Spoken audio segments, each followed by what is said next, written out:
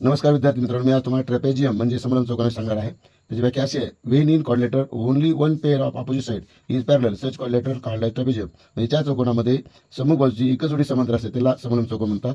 In quadrilateral P Q R S यामध्ये P Q parallel S R म्हणजे P Q समांतर S R ही एकच जोडी समांतर आहे म्हणून.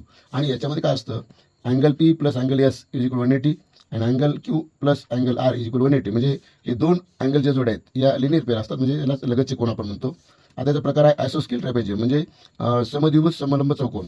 याची व्याख्या अशी: when in trapezium non parallel sides are equal किंवा congruent such trapezium called as आयसोस्केल ट्रेपेजियम. म्हणजे ज्या समलंब चौकोनामध्ये असमांतर बाजू जोडी जी असते ती इक्वल असते म्हणजे एकरूप असते त्याला समलंब चौकोनाचा प्रकार आहे तो म्हणजे समद्विभुज समलंब चौकोन. आता या ठिकाणी पाहिलं आपण तर या चौकोनामध्ये ए बी समांतर डी सी आहे, म्हणजे A B parallel D C आहे एक बाजू समांतर, आणि नॉन पॅरलल साईड आहे ए डी आणि बी सी हे नॉन पॅरलल आहे, परंतु ते A D congruent B C आहे म्हणून त्याला आपण एक जोडी जेव्हा समांतर असते त्याला आपण एकरूप म्हणतो. आणि या ठिकाणी देखील अँगल डी अँगल ए आणि angle D are linear pair असतात आणि अँगल बी आणि angle C are also linear असतात. त्याला ॲडिशनल अँगल म्हणतो. त्यांची बेरीज किती असते? 180 असते म्हणजे 180 असते. धन्यवाद.